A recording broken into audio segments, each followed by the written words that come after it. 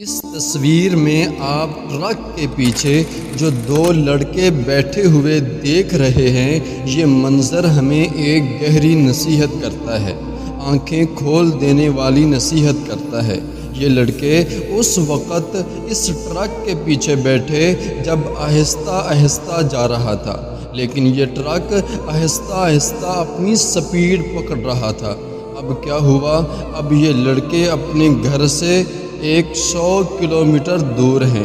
شروع تو صرف مزے کے لیے تھا اور ٹرک رکنے کا نام ہی نہیں لے رہا۔ یہی حال گناہ کی لذت کا ہوتا ہے۔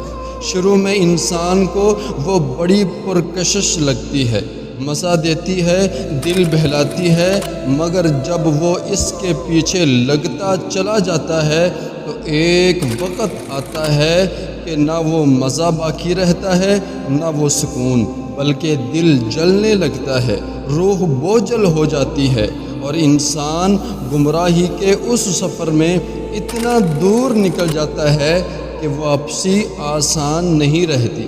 حرام خواہش، گناہ کی لذت، نافرمانی کی راہ، یہ سب ابتدا میں دلکش فریب ہوتے ہیں، مگر انجام میں صرف بربادی اور پچھتاوا ہوتا ہے۔